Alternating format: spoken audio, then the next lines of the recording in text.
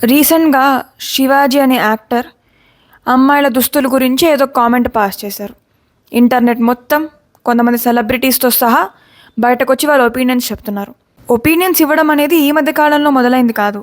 మీరు చూస్తే రీసెంట్‌గా ఆయన 'బిగ్ బాస్‌లో' ఏసిన స్టేట్మెంట్స్ సేమ్ రకమైన స్టేట్మెంట్స్ కూడా వైరల్ అవుతున్నాయి. ఈ ఇష్యూ బయటకొచ్చాక. అప్పుడు అంత ఎక్కువగా గమనించని జనం ఇప్పుడు సడన్‌గా ఎందుకంత గమనిస్తున్నారు?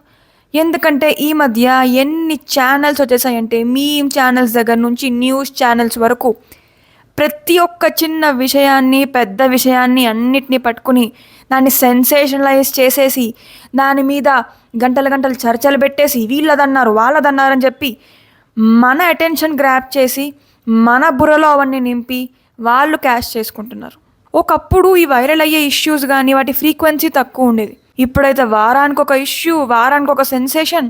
మన బుర్ర కూడా 24 గంటలు ఈ సెన్సేషన్లో, ఈ ట్రోల్స్లో పడి మొత్తం ఇన్స్టాగ్రామ్లో ఏం జరుగుతుంది, ఎవరు ఏం కామెంట్ చేస్తున్నారు చూడాలనే ఇంట్రెస్ట్తో మన బుర్ర కూడా చాలా ఎక్కువగా స్ట్రెయిన్ అయిపోయి మైండ్ మొత్తం ఇదే నిండిపోయి నిజంగా ఏదైనా సమాజాన్ని చాలా ఎక్కువగా ఎఫెక్ట్ చేసే ఇష్యూ, దేశానికి ధర్మానికి ఏదైనా థ్రెట్ అంటే అలాంటి ఇష్యూస్ డిస్కస్ చేసుకోవడంలో తప్పు లేదు. నేను కూడా డిస్కస్ చేస్తాను. మొన్ననే నేను సమంత గురించి నేను వీడియో కూడా పెట్టాను. ఎందుకు ఇంత సెన్సేషనలైజ్ చేస్తున్నారని, దాన్ని కూడా ఫ్యాక్ట్స్ లేకుండా.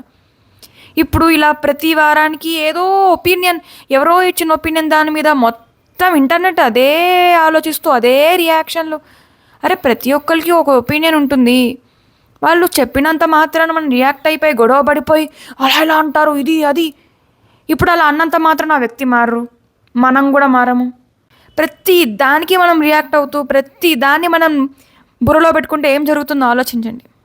మన ప్రశాంతత కోల్పోతాము, మన నార్మల్ లైఫ్కి దూరం అయిపోతాము, ఫోన్కి అడిక్ట్ అయిపోతాము. నేను ఈ ట్రెండ్ గమనించాను కాబట్టి నేనైతే దీని నుంచి దూరంగా ఉందాం అనుకుంటున్నాను. నేను ప్రశాంతంగా ఉందాం అనుకుంటున్నాను.